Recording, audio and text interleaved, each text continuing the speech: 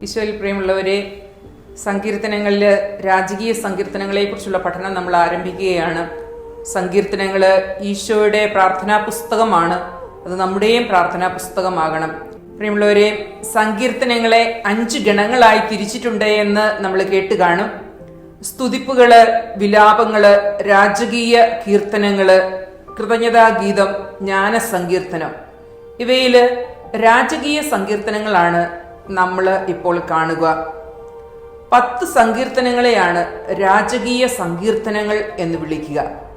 ഓർത്തിരിക്കാൻ എളുപ്പമുണ്ട്. ശ്രദ്ധിച്ചാൽ 2, 18, അത് രണ്ടും കൂട്ടുമ്പോൾ 20, തൊട്ടടുത്തത് 21, 2, 18, 20, 21, അടുത്തത് 45, 72, പിന്നെ 101, 110,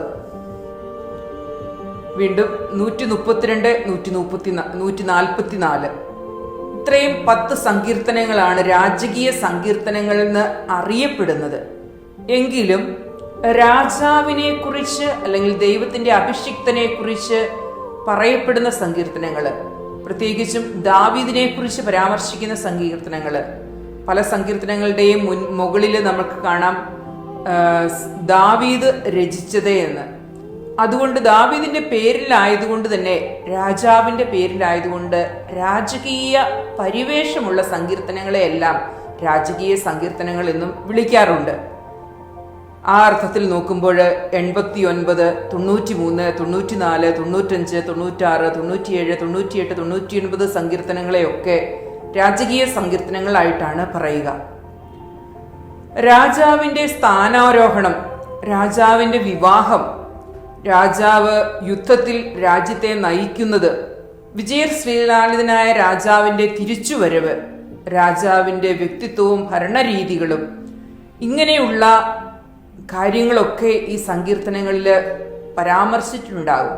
ഈ പറഞ്ഞവയിൽ ഏതെങ്കിലുമൊക്കെ തീം നമുക്ക് ഈ രാജകീയ സങ്കീർത്തനങ്ങളിൽ കണ്ടെത്താനാകും. ദൈവവും രാജാവുമായി നടത്തിയിട്ടുള്ള ഉടമ്പടി, രാജാവിന്റെ വ്യക്തിപരമായ അഭിലാഷങ്ങള് എന്നിങ്ങനെ രാജാവിന്റെ ജീവിതത്തിലെ വിവിധ അവസ്ഥകളോട് ബന്ധപ്പെട്ട് നിൽക്കുന്നതാണ് ഈ രാജകീയ സങ്കീർത്തനങ്ങൾ ഓരോന്നും. കൃത്യമായി പറഞ്ഞാൽ ദൈവ ആരാധനയിലുള്ള രാജാവിന്റെ തീഷ്ണതയാണ് പരാമർശ വിഷയം.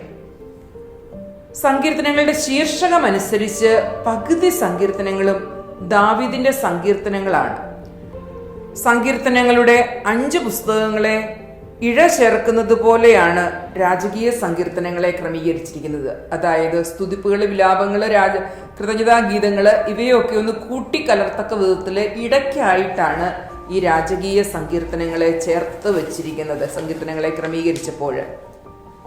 ഇനി ഇസ്രായേലിൽ എന്തുകൊണ്ടാണ് ഈ രാജാവിന്റെ ബഹുമാനാർത്ഥം സങ്കീർത്തനങ്ങൾ രചിക്കപ്പെട്ടത് എന്ന് നമ്മൾ മനസ്സിലാക്കുമ്പോൾ രാജകീയ സങ്കീർത്തനങ്ങളെ മനസ്സിലാക്കാൻ എളുപ്പമുണ്ട്. അന്നത്തെ ഇസ്രായേൽ ജനത്തെ സംബന്ധിച്ചിടത്തോളം അവരുടെ ജീവിതം വ്യക്തികളെക്കാൾ സമൂഹത്തിന് പ്രാധാന്യം കൊടുത്തുള്ളതായിരുന്നു. അതിനാൽ വ്യക്തികളുടെ തലവനായ രാജാവ് എല്ലാ കാര്യങ്ങളിലും ജനത്തെ പ്രതിനിധാനം ചെയ്തിരുന്നു. ഇസ്രായേലിന്റെ പ്രതീക്ഷ രാജഭവനത്തിലായിരുന്നു. സാമൂലിന്റെ 1-ാം പുസ്തകം ഇസ്രായേൽ ജനം ഒരു രാജാവിന് വേണ്ടി നടത്തുന്ന മുറവിളികൾ നമ്മൾ കാണുന്നുണ്ട്. ഇസ്രായേൽക്കാർ നോക്കുമ്പോൾ മറ്റു ജനതകൾക്കൊക്കെ രാജാവുണ്ട്, അപ്പൊ തങ്ങൾക്കും രാജാവിനെ വേണമെന്ന് അവര് നിലവിളിച്ചു.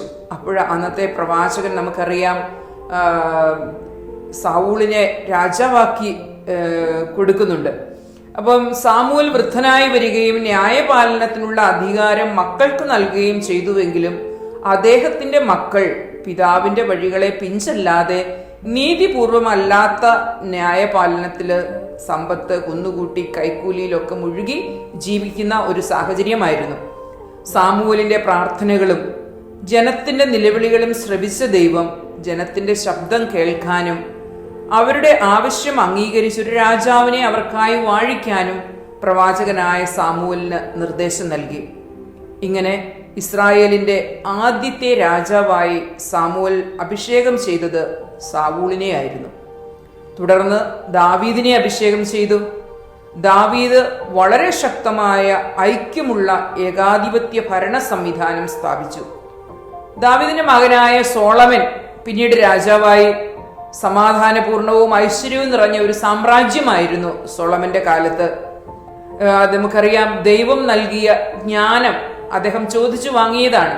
എന്താവശ്യമെന്ന് ചോദിച്ചപ്പോൾ മറ്റൊന്നും വേണ്ട, സമ്പത്തും പ്രതാപവും ഒന്നും അല്ല ആവശ്യപ്പെട്ടത്, ഈ ജനത്തെ നയിക്കാനുള്ള ജ്ഞാനമാണ്. അങ്ങനെ ആ ജ്ഞാനത്താല് ദൈവത്തിന് ആലയം പണിയുവാനും സാമ്രാജ്യം പടുത്തുയർത്തുവാനും ഒക്കെ സോളമനും സാധിച്ചു. അങ്ങനെ ഇസ്രായേൽ ജനതയിലെ രാജഭരണത്തിന്റെ ഒരു കാലം വളരെ മനോഹരമായിട്ട് നമുക്ക് കാണാനായിട്ട് സാധിക്കും. അപ്പൊ അങ്ങനെ ദൈവം തിരഞ്ഞെടുത്ത് അഭിഷേചിച്ച വ്യക്തികളാണ് രാജാക്കന്മാരായിട്ട് വരുന്നത്. അപ്പൊ ദൈവത്താൽ തിരഞ്ഞെടുക്കപ്പെടുകയും അനുഗ്രഹിക്കപ്പെടുകയും ചെയ്യുന്ന ഒരു ഭരണാധികാരിയുടെ ചിത്രമാണ് രാജകീയ സങ്കീർത്തനങ്ങൾ നമുക്ക് മുമ്പിൽ അവതരിപ്പിക്കുന്നത്.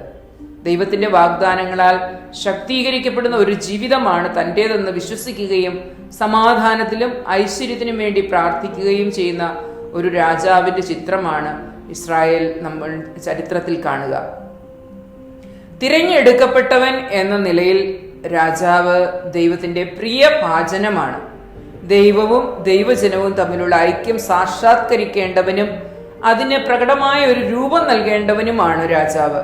എല്ലാ രാജകീയ സങ്കീർത്തനങ്ങളെയും നമുക്ക് മെസ്സയാനിക സങ്കീർത്തനങ്ങൾ എന്ന് വിളിക്കാം. അതായത് യഥാർത്ഥ രാജാവായ മിശിഹായിലേക്കാണ് എല്ലാ സങ്കീർത്തനങ്ങളും വിരൽ ചൂണ്ടുന്നത്.